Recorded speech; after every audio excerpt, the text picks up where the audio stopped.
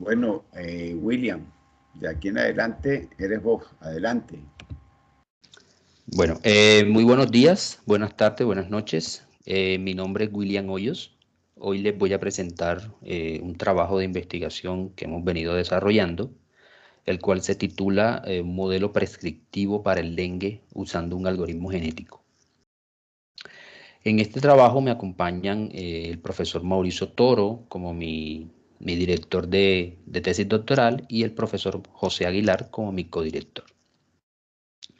La agenda del día de hoy está conformada por 4 secciones. La primera sería una introducción al problema y una motivación de por qué quisimos desarrollar este trabajo. Segundo, hablar un poquito del marco metodológico, luego los experimentos computacionales que hemos llevado a cabo y finalmente, con base en esos resultados, listaremos algunas conclusiones. Entonces, el dengue es una infección producida por un virus llamado virus del dengue, y esa infección es transmitida entre los humanos mediante un vector biológico o mediante un mosquito, que la especie más predominante es el Aedes aegypti. El dengue se considera un problema de salud pública debido a su alta morbilidad y en los últimos años a su alta mortalidad.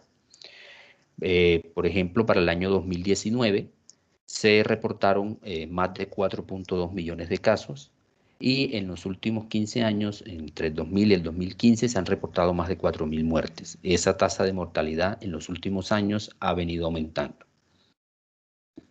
Además, como podemos ver en la figura 1, es importante remarcar que la distribución del dengue es principalmente en las regiones tropicales y subtropicales a nivel mundial. Otro problema relacionado con el dengue es el tratamiento. El dengue a día de hoy no tiene una cura específica, es decir, no hay un fármaco, no hay un medicamento, no hay una droga que pueda tratar específicamente el dengue. Por el contrario, lo que existe es unas guías para el tratamiento paliativo de la enfermedad. Tratamiento paliativo o cuidado paliativo se refiere al alivio de los signos, de los síntomas, de las manifestaciones clínicas que presenta el paciente, como por ejemplo el paracetamol o también llamado acetaminofén, que es utilizado para aliviar la fiebre, la administración de líquidos para aliviar la deshidratación, la pérdida de electrolitos, entre otros. Y algo muy importante es que el cuidado paliativo o el tratamiento que existe actualmente para el dengue se utiliza para evitar las complicaciones en los pacientes con dengue. Recordemos que el dengue se clasifica en 3 clases. Tenemos dengue sin signos de alarma, dengue con signos de alarma y dengue severo. Como podemos observar en la figura 2, esta clasificación es realizada con base en la severidad. A medida que nos movemos de izquierda a derecha, en la gráfica vemos que entre nos movemos de la izquierda a la derecha hay más severidad.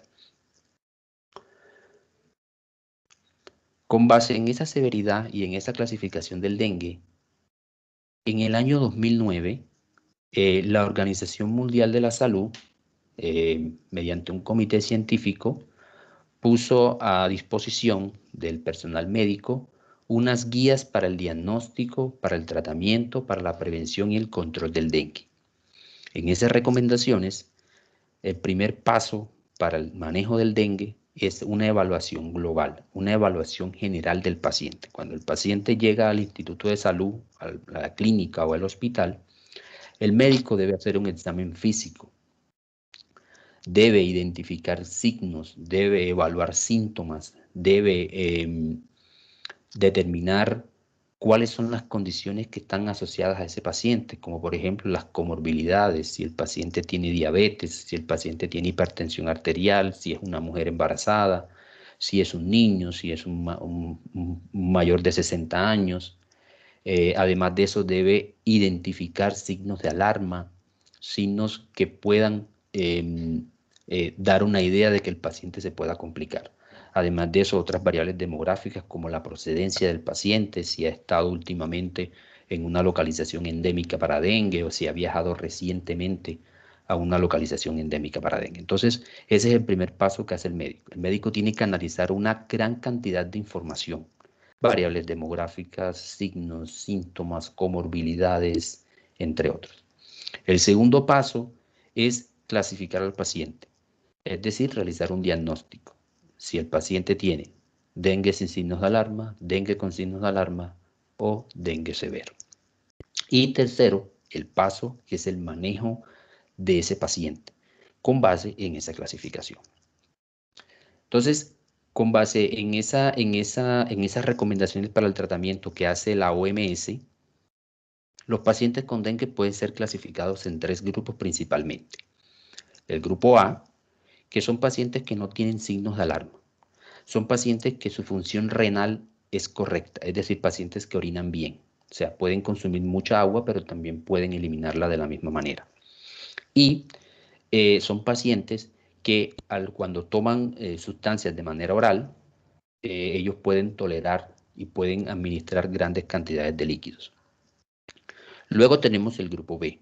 En este grupo B, estos pacientes que son clasificados como el grupo B deben ser hospitalizados. En este caso tenemos los pacientes que presentan signos de alarma, como por ejemplo vómitos persistentes, dolor abdominal, disminución de la presión arterial, disminución de la temperatura corporal, entre otros. También en este grupo están los pacientes que tienen comorbilidades, o sea, es decir, pacientes que tengan, por ejemplo, diabetes, hipertensión arterial, embarazadas. Y en este grupo también se pueden clasificar los pacientes que tienen algunas particularidades sociales, como por ejemplo, pacientes que vivan solos o pacientes que vivan alejados o muy alejados de las instituciones de salud. Un paciente que se sospecha que tiene dengue, pero que viva solo o que viva muy lejos de la institución de salud, debe ser hospitalizado para poder ser monitoreado. Así no tenga comorbilidades y así no tenga signos de alarma. Luego tenemos el grupo C. En el grupo C, estos pacientes requieren un tratamiento de urgencia porque son pacientes que tienen su vida comprometida. En estos pacientes, las manifestaciones clínicas más presentes son fuga de plasma. Recordemos que el plasma es la parte líquida de la sangre. Entonces, cuando esa parte líquida es la que almacena o es la que transporta por la sangre todas las proteínas para que la sangre coagule, para que se den todos los mecanismos correctos en el cuerpo. Entonces, cuando esa fuga de plasma, ese plasma sale de los vasos sanguíneos a los tejidos, se presentan hemorragias severas, los órganos no van a tener un funcionamiento adecuado. Por otro lado, tenemos la analítica de datos. La analítica de datos es un área de la inteligencia artificial que se encarga de utilizar los datos para extraer conocimiento y para apoyar la toma de decisiones y para tomar acciones frente a un problema dado. Entonces tenemos 4 tipos de analítica de datos o 4 tipos de modelamiento. Tenemos primero el modelamiento descriptivo, como su nombre lo indica. Este tipo de modelamiento lo que nos permite es describir qué fue lo que pasó, nos permite describir el problema con base en los datos. Luego tenemos el modelamiento diagnóstico. En el modelamiento diagnóstico no solamente es qué pasó, sino también por qué pasó. Se encarga de buscar o de investigar cuáles son las explicaciones de por qué se presentó el problema. En este caso, por ejemplo, nosotros, un trabajo anterior que realizamos, que fue un sistema de apoyo de decisión para el dengue usando mapas cognitivos difusos, desarrollamos un modelo diagnóstico, porque no solamente nosotros con el mapa cognitivo difuso, no solamente evaluamos la severidad del dengue, sino que también evaluamos cuáles eran los factores de riesgo, cuáles eran los signos y síntomas que más influían en la severidad. Entonces tratamos de encontrar por qué pasaba eso. Luego tenemos los modelamientos predictivos, que como su nombre lo indica, lo que hace es predecir o nos permite saber qué es lo que va a pasar. Y finalmente tenemos la analítica prescriptiva. Entonces, la analítica prescriptiva lo que hace es tomar el resultado de la analítica predictiva y recomendar. Es decir, ¿qué debo hacer en tal caso y qué debo hacer en otro caso? Por ejemplo, si yo sé que un paciente tiene dengue con signos de alarma, entonces la analítica prescriptiva lo que me va a responder es, bueno, este paciente tiene dengue con signos de alarma, entonces este paciente, mejor opción de tratamiento para este paciente es tal tratamiento. Entonces, la analítica prescriptiva puede ser utilizada tanto para el apoyo de la decisión como para automatizar esa decisión. Y finalmente, tomar acción para solucionar el problema. El año pasado realizamos una revisión de literatura para encontrar, con base en los 3 tipos principales de analítica de datos, modelamiento diagnóstico, el modelamiento predictivo y el modelamiento prescriptivo. En esa revisión de literatura lo que queríamos era comprobar cuáles eran las tendencias, cuáles eran los modelos que más se utilizaban. En el dengue existen 2 enfoques principales. Uno es el enfoque clínico y otro es el enfoque de intervención. El enfoque clínico es aquel que está encaminado en el diagnóstico, en el tratamiento, en la evaluación de los signos, de los síntomas en el paciente. O sea, está más enfocado en la enfermedad en el paciente. Mientras que el enfoque de intervención está más encaminado al control de la enfermedad, es decir, al control poblacional de la enfermedad. Por ejemplo, en los modelos de intervención encontramos, en las estrategias de intervención encontramos la fumigación para eliminar el mosquito que transmite el dengue. Encontramos la vacunación para evitar la transmisión de la enfermedad. Encontramos también, por ejemplo, en los últimos años se ha venido trabajando con algunos hongos entomopatógenos, que son hongos que infectan los mosquitos y los eliminan. Entonces, con base en esos 2 enfoques, pudimos hacer una comparación de los modelos que encontramos en la literatura. Entonces, primero en el modelamiento diagnóstico, vemos que lógicamente está más enfocado en el enfoque clínico, o sea, está más encaminado en el enfoque clínico. Vemos 25 artículos para el enfoque clínico, mientras que fueron 2 para intervención. En el modelamiento predictivo hubo una mejor distribución, 20 artículos para predictivo, 20 artículos para el enfoque clínico y 9 artículos para el enfoque de intervención. En la predictiva, en el modelamiento predictivo, encontramos, por ejemplo, con respecto a la intervención, encontramos todos los análisis espaciotemporales, mapeo de la distribución del mosquito. Finalmente, en el modelamiento prescriptivo, los 8 artículos que encontramos estaban enfocados en evaluar el impacto de las estrategias de control, pero no se encontró ningún artículo donde se haya desarrollado un modelo prescriptivo para el dengue o para el manejo clínico del dengue. Entonces, con base en esos antecedentes, con base en esa problemática y con base en ese vacío de conocimiento, el objetivo de este trabajo fue desarrollar un modelo prescriptivo para apoyar la toma de decisiones y el manejo clínico del dengue usando un algoritmo genético. En la figura 7 podemos ver un resumen del marco metodológico. Entonces, el primer paso es utilizar datos preprocesados. Esos datos que utilizamos fueron, ya estaban preprocesados porque fueron de la investigación anterior. Luego esos datos alimentan a un primer modelo o a una primera tarea, que es la tarea predictiva. Para ese caso utilizaron máquinas de apoyo vectorial y redes neuronales artificiales. Luego, lo que hace es que el resultado del modelo predictivo, es decir, la clasificación del dengue, se alimenta al modelo prescriptivo para que el modelo prescriptivo pueda desarrollar la mejor prescripción para ese dengue posible.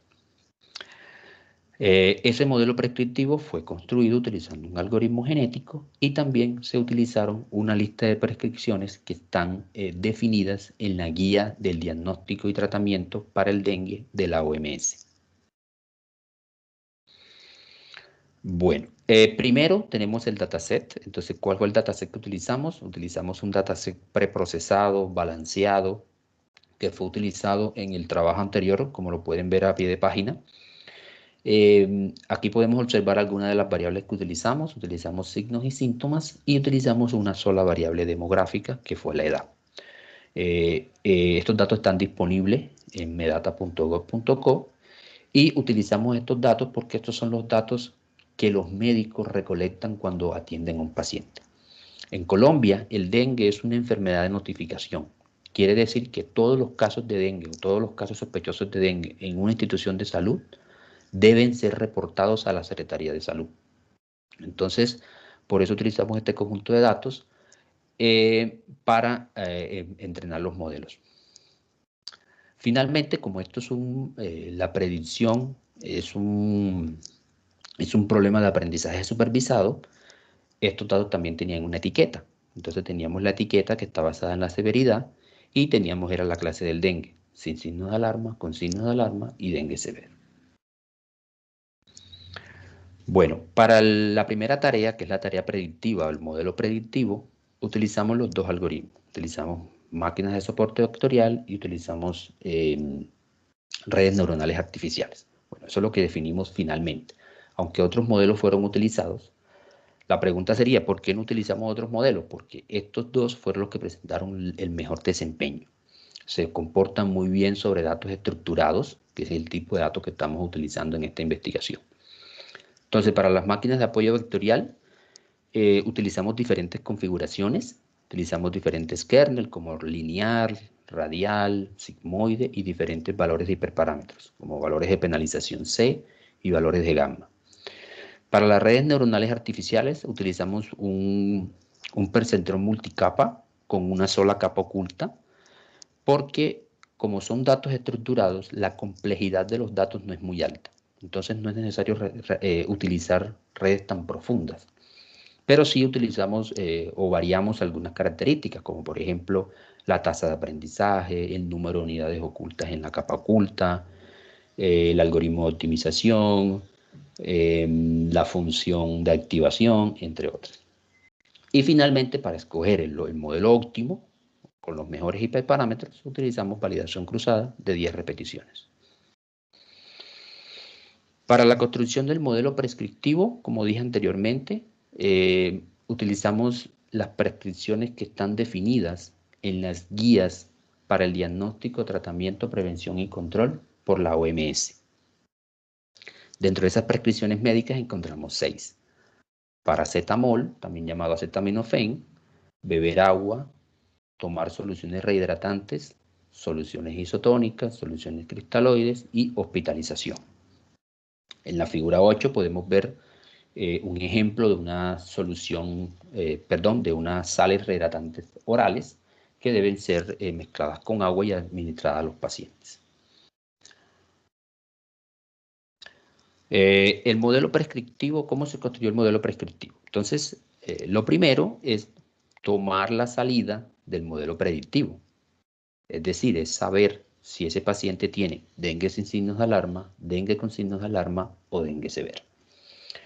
Luego, lo que hacemos es que generamos cromosomas aleatorios, N cromosomas aleatorios, y estimamos la actitud con una función de actitud. ¿Sí? Estimamos la actitud de cada cromosoma. Luego, lo que hacemos es que creamos nuevas poblaciones usando operadores de selección, cruce, mutación. Y finalmente lo que vamos a obtener es un vector de prescripciones optimizado. Bueno, con respecto a los resultados, la primera tarea, que es la tarea de predicción, entonces tenemos los modelos predictivos que usamos. Entonces tenemos redes neuronales artificiales y máquinas de apoyo vectorial.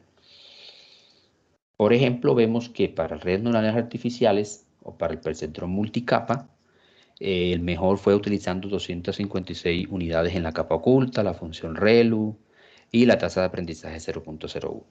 Los dos algoritmos tuvieron un desempeño parecido de 0.98 en la exactitud.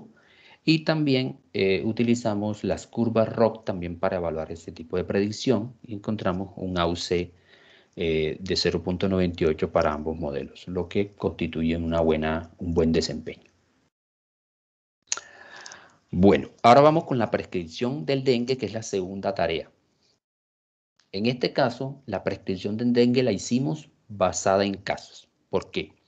Porque no tenemos datos reales de prescripción de dengue actualmente. O sea, no tenemos datos disponibles para la prescripción del dengue. No tenemos una base de datos donde diga, bueno, a este paciente antes se le aplicó esta prescripción y después qué pasó. Entonces no tenemos un antes o un después de esos pacientes. Entonces en este caso lo hicimos basado en casos. Y esto, lógicamente, un experto clínico en dengue, estamos trabajando con expertos clínicos en dengue primero, para recolectar ese tipo de datos y segundo, para evaluar estos resultados. Entonces, por ejemplo, tenemos el primer caso para prescripción de dengue.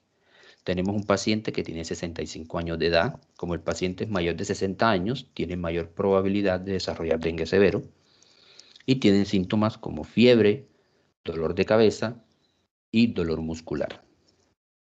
Entonces, el primer vector que observamos acá es el vector de signos o síntomas, o es el vector de variables que representa a ese paciente. Un valor de 1 en el vector significa que el síntoma o signo está presente. Un valor de 0 significa que el signo o síntoma no está presente o está ausente. Entonces, luego, este vector se alimenta a la primera tarea, que es el modelo predictivo. Y ese modelo predictivo arroja un resultado, que sería la última posición del vector. En este caso, el valor es 1, que quiere decir que ese paciente fue clasificado como dengue no severo sin signos de alarma. Luego, lo que hacemos es que generamos un vector de prescripción aleatoria. Finalmente, lo que hacemos es una prescripción, optimizando ese vector en azul que observamos ahí. Y finalmente, obtenemos el vector optimizado usando el algoritmo genético. Y al final obtenemos que esa solución final tuvo una aptitud del 99%. Entonces, como podemos observar acá, ahí tenemos en el último vector, tenemos el vector optimizado para ese paciente. Ahora vamos a ver qué significa eso. Para ese paciente en particular, de dengue sin signos de alarma, ese paciente, ¿cuál es la recomendación? ¿Cuál es la mejor recomendación para ese paciente? Es que tome paracetamol, porque el paciente tiene fiebre, que beba mucha agua y que tome soluciones rehidratantes orales. Segundo caso, tenemos un paciente con 35 años de edad. Este paciente tiene dolor de cabeza, dolor muscular, dolor articular, vómito y dolor abdominal. Aquí tenemos el vector que identifica o que representa a ese paciente. 1, presencia del signo o síntoma. 0, ausencia del signo o síntoma. Alimentamos el modelo predictivo y el modelo predictivo nos arroja el resultado de que ese paciente tiene dengue con signos de alarma. Tiene 2 signos de alarma, el vómito y el dolor abdominal. Generamos soluciones aleatorias y luego con el modelo prescriptivo lo que hacemos es optimizarlo, obteniendo para este caso, para este paciente en particular, una aptitud del 100%.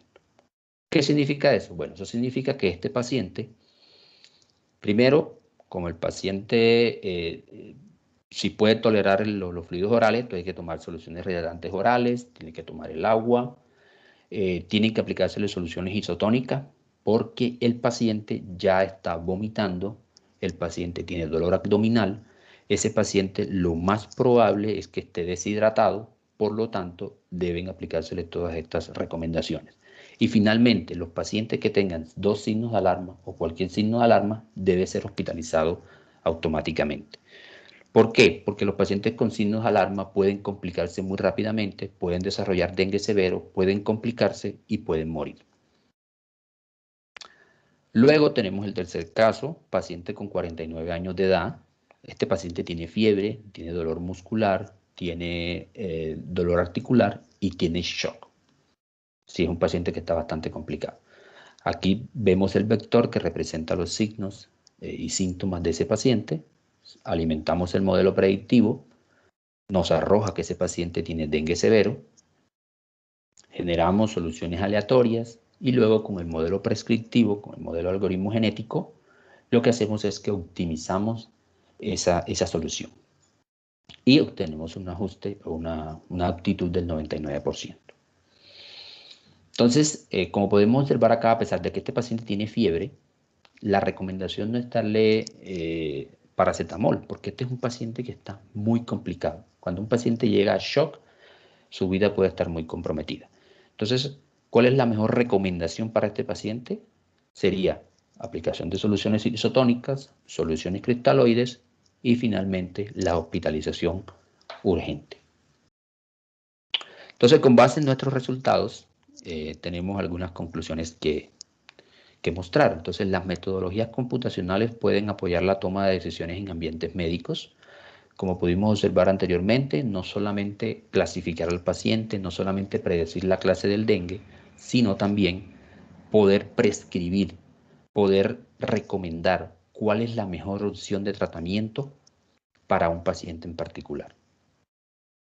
Segundo, el modelo predictivo puede predecir correctamente la clase del dengue en un 98% de los casos, como lo pudimos observar con redes neuronales artificiales y con máquinas de apoyo vectorial. Y el modelo prescriptivo puede recomendar las mejores opciones para manejar el dengue. Algunas limitaciones del trabajo es que no tuvimos en cuenta otros factores, los cuales no estaban disponibles. Entonces, por ejemplo, otro tipo de variables como la procedencia del paciente. Hay algunas otras variables demográficas que las cuales no pudimos recolectar.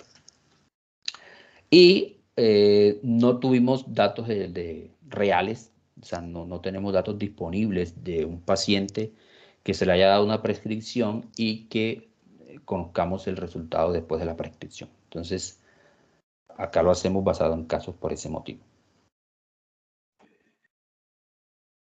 Algunos trabajos futuros, entonces, por ejemplo, aquí solamente utilizamos 6 opciones de tratamiento: paracetamol, beber agua, soluciones rehidratantes, soluciones isotónicas, soluciones cristaloides y hospitalización. Sería interesante desarrollar un modelo con más opciones de tratamiento con el fin de mejorar las recomendaciones. Eso estamos trabajando actualmente con unos expertos clínicos en dengue de acá de Cali, Colombia, donde estamos tratando de mejorar el modelo utilizando más opciones de tratamiento y tratando también de encontrar datos de la vida real o datos reales para poder implementar otras técnicas de Machine Learning y poder compararlas utilizando métricas. Finalmente, los algoritmos heurísticos, como los algoritmos genéticos, son algoritmos que tienen un gasto computacional muy alto porque tienen que evaluar múltiples soluciones, miles, cientos de soluciones, y eso genera un gasto computacional muy alto. Una alternativa podría ser implementar modelos de aprendizaje federado para poder distribuir esa carga computacional y luego crear un modelo global que permita de pronto generalizar mejor el problema. Aquí están las referencias utilizadas para la presentación y agradecerles por la atención, y también agradezco cualquier pregunta, sugerencia o comentario que pueda ayudar a mejorar este trabajo. Muchas gracias. Bueno, gracias, William. Se abre el espacio para preguntas, comentarios. Bienvenidos todos. Así que de aquí en adelante queda abierto el micrófono para escuchar sus comentarios. Adelante. Hola, William, por aquí Marcel. Hola, ¿cómo estás? Todo bien. Primero que todo, felicitaciones por excelente trabajo, ¿no? Tengo algunas dudas que me quedaron, sí, no las comprendí muy bien. Una era el por qué tomaste la decisión de usar máquinas de soporte vectoriales y redes neuronales y algoritmos genéticos, si no me equivoco. Perdón, usaste algoritmos genéticos. O sea, ¿por qué usaste esa estrategia y no usaste otras diferentes? O sea, ¿cuál fue el criterio de selección de la técnica? Lo otro, que lo de la métrica, por lo que entendí, solamente usaste fue una sola, ¿no? Que creo que fue ROC, si no me equivoco. ROC y exactitud. Exactitud, sí. ¿Existen otras métricas que pudieses utilizar? ¿Cuáles fueron las ventajas o desventajas? ¿O cuáles pudieses pensar que a futuro serían otras métricas que serían también factibles de analizar, pues. Ok, bueno. Con base en las técnicas que utilizamos para predicción, utilizamos Random Forest, utilizamos árboles de decisión, utilizamos algunos modelos de ensamble. Sin embargo, encontramos que los mejores modelos que se desempeñaban eran máquinas de apoyo vectorial y redes neuronales artificiales. Recordemos que como estamos trabajando con datos estructurados, que son datos de tipo tabla, las máquinas de apoyo vectorial y las redes neuronales artificiales son muy buenos para tratar de encontrar esas relaciones entre los predictores y la clase. Con respecto a por qué escogimos algoritmo genético, bueno, en realidad hicimos una revisión de literatura y en la revisión de literatura encontramos que se han utilizado muchos modelos prescriptivos utilizando, por ejemplo, las técnicas de redes neuronales artificiales, ya se ha trabajado mucho. Sin embargo, en esa revisión que hicimos no encontramos mucho trabajo sobre algoritmos genéticos para prescripción. Se ha utilizado mucho para predicción, pero para prescripción muy poco.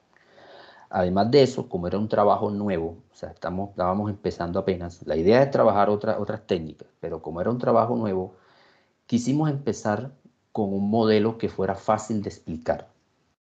Porque, por ejemplo, se puede utilizar para modelamiento prescriptivo lo que es el aprendizaje por reforzamiento, que es una de las técnicas que ya hemos enfocado y que queremos trabajar más adelante.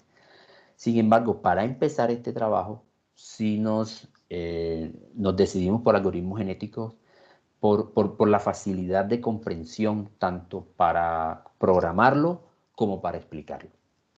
Y con respecto a las métricas, sí, utilizamos solamente exactitud y utilizamos ROC.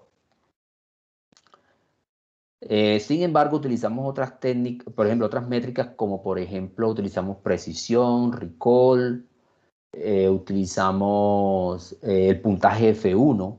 Sin embargo, yo no los puse en la presentación porque los resultados eran muy parecidos. Pero sí se determinaron otras métricas para evaluar. Entonces, como el conjunto de datos no estaba desbalanceado, de todas maneras no quise de pronto llenar la diapositiva con tantas métricas, sino que solamente utilicé como que las principales. En el caso de que el conjunto de datos hubiese estado desbalanceado, que es muy común, en ese caso sí hubiese sido un poquito más importante aplicar otras métricas como precisión, como tasa de falsos positivos, falsos negativos, como que mirarlo por cada clase. Pero en este caso, como teníamos datos balanceados, entonces solamente quise mostrar como que lo más importante. Y demostrar que el modelo se desempeña bien, que hace bien las clasificaciones, pero sí se hicieron otras métricas. Chévere, gracias, William. Vale. Bueno, sigue abierto el micrófono para preguntas.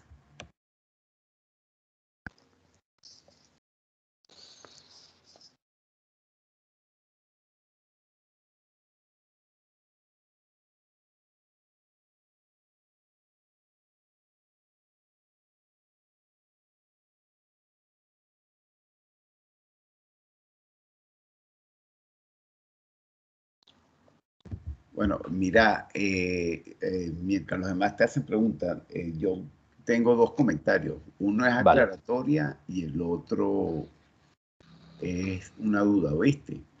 Vale, profe. Entonces, el primero, la aclaratoria. Realmente, más que un modelo predictivo, es un modelo de clasificación lo que están haciendo. Sí, señor. Es un modelo de clasificación que lo que permite es determinar, estimar el tipo de dengue. De dengue que puede tener la persona a la cual se le va a prescribir lo que vaya a hacer. Ahora, fíjate, lo que no me queda claro, si quieres pon la lámina, la lámina, ya te voy a decir cuál, la lámina 16, la lámina 16, lo que no me queda claro son varias cosas. El individuo está claro, porque el individuo tiene una parte que es binaria. Eso sería bueno después que quede bien explicado, que el individuo tiene una parte binaria, otra parte que se completa con lo que según el modelo de clasificación, y en función de eso, pues es que después se hace todo el proceso evolutivo. Pero lo que no me queda claro en la lámina 16, con lo que colocas ahí, es la función que estás usando de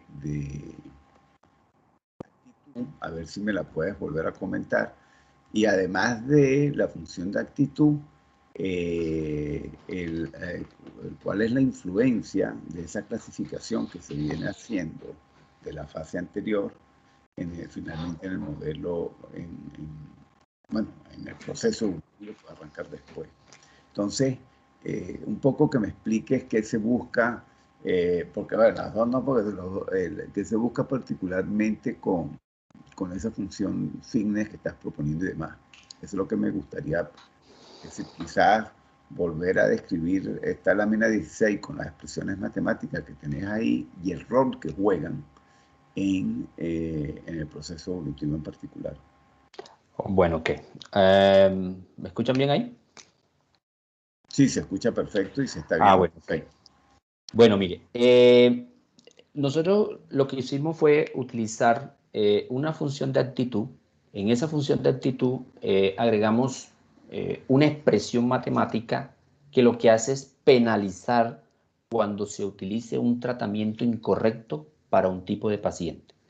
En realidad, yo aquí estoy mostrando una sola función de actitud, que esta función de actitud que están observando acá, esta función de actitud es para pacientes con dengue sin signos de alarma. ¿Qué quiere decir eso?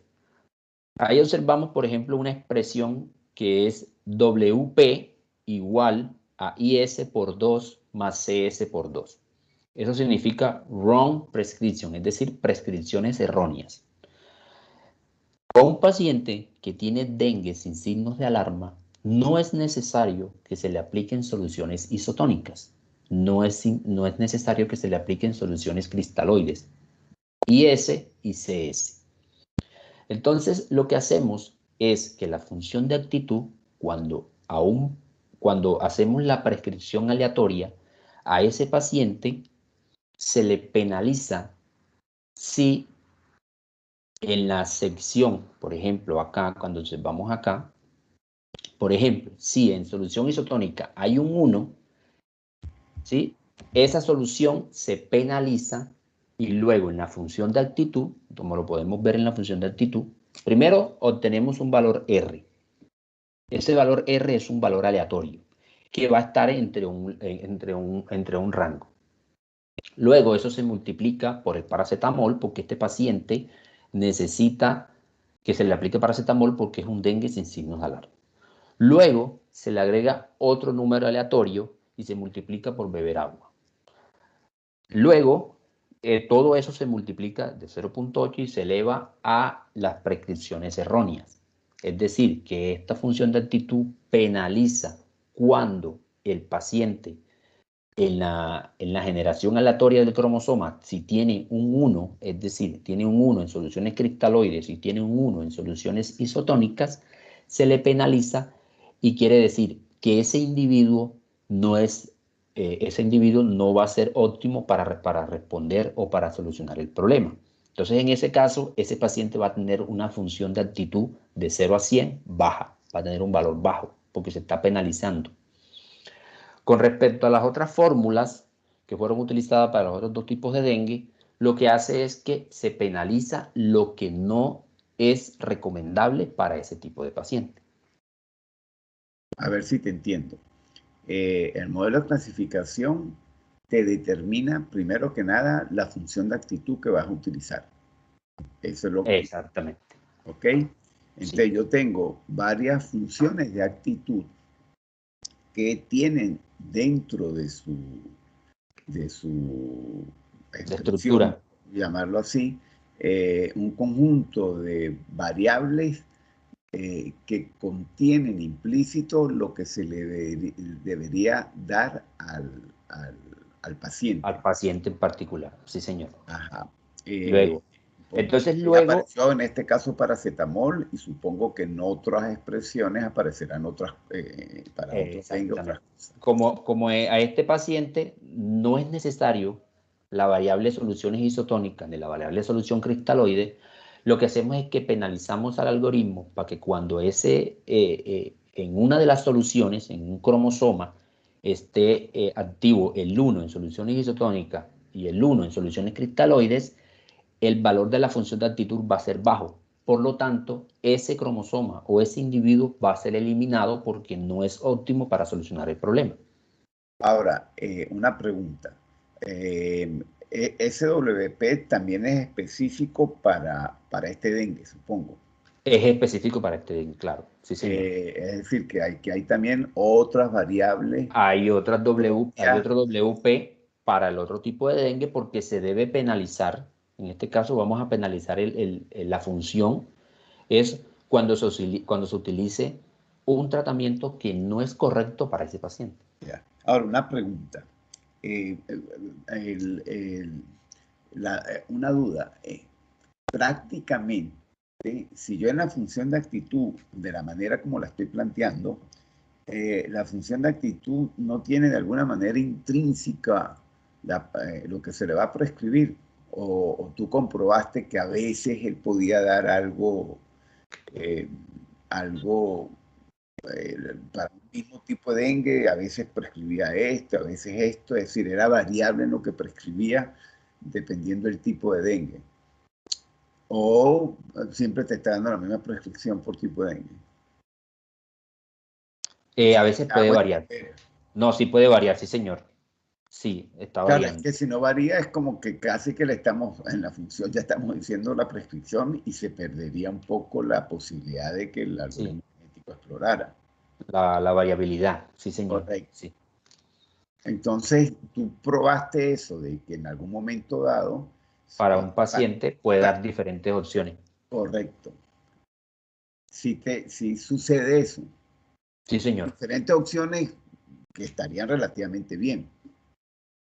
Exactamente, sí, señor. Sí, porque se puede encontrar, por ejemplo, que en muchos casos la actitud, a veces, por ejemplo, acá la actitud dio 99, pero en algunos casos puede dar 100. Ya.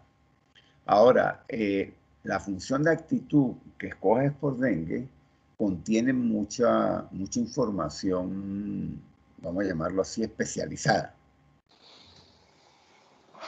¿Sí o no? Es decir, prácticamente es construida con información porque aquí cuando metes lo de paracetamol, la misma hospitalización de la manera que la pone, etcétera, pues de alguna manera está muy vinculado al conocimiento que se tiene de lo que se debería hacer con cada dengue. Sí, señor. Ahora, esos valores de 0.1, 0.8, son, ¿cómo se obtienen? O el 2 arriba que multiplica. ¿Eso fue más ensayo y error? ¿Cómo se...? Eso fue ensayo, eso sí, eso fue empírico. Y la 0.8 y 0.1 también. Sí, señor. Todo eso fue empírico tratando de ajustar la función de actitud que se ajustara más a ese tipo de dengue. Ajá, y esa función random, X y Y supongo que es el rango, el intervalo donde va a generar el número aleatorio, ¿no? Sí, señor. Ese random ahí es un rango que mantienes por iteración, que es un rango durante toda la ejecución, es el mismo random que se genera. ¿Y por qué lo ves? Porque es necesario. Porque fíjate que ese random, indudablemente que me va a cambiar mucho también la función fitness. Sí, señor. Sí, en ese caso, nosotros utilizamos la función random para tratar de darle mucha más variabilidad a los resultados, porque es que si siempre hacemos el mismo cálculo, de pronto con diferentes números aleatorios podría cambiar la función de actitud. Es decir, era un poco para obligar a que paseara por el espacio de soluciones. Exactamente. Porque sí, cuando el random te da un valor pequeño, el paracetamol va a ser castigado, por ejemplo. Exactamente. Y el agua. y en otros casos no. Y quizás para este, claro, ahí yo supongo que el X o Y también se define en función del tipo de dengue. Sí, para señor. que no me dé valores bajos o altos según lo que sería interesante, ¿no? Pero que me da cierta variabilidad, es lo que entiendo. Pero el R lo definen por generación o durante toda la corrida del programa o por individuo. Exactamente, por cada corrida del ciclo. Es decir, por cada generación. Por cada generación, sí, señor. Es decir, en una generación dada yo defino un random y a todos los individuos lo evalúo con ese valor random, según el tipo de dengue. Sí, señor. Que ahí quizás la duda, la generación, si por individuo sería una locura, porque entonces estarías poniéndolos a competir de una manera que no sería muy justa. Quizás la duda que yo tengo es que quizás los random deberían ser por tipo de dengue y después quedar fijo. La duda que me queda es por generación, porque entiendo que lo estaban haciendo por generación. ¿Cierto? Sí, señor. Bueno, es una duda. Si eso entre generaciones me genera, yo llamaría algún comportamiento injusto de los individuos a través de las generaciones. Es decir, cuando un random en una generación le da un valor, en la siguiente generación podría estar penalizando a esos individuos por el random que se generó. Pero es una duda. Esa evaluación de sensibilidad sería buena hacerla, ¿viste? Ok, profe. Porque yo lo entiendo que lo están usando es para garantizar, ¿cómo es que se llama? Hacer un recorrido por todo el espacio de soluciones. Pasearse por el espacio de soluciones para evitar quedarnos en un espacio muy localizado. Pero no sé si eso a la vez estoy penalizando entre generaciones los individuos. Esa es la duda que tengo. Habría que pensarlo un poco. Esas eran las preguntas que yo tenía. Siguen abiertas el espacio para preguntas y dudas, ¿oyeron? Esto, por supuesto, que tiene que quedar mucho mejor explicado.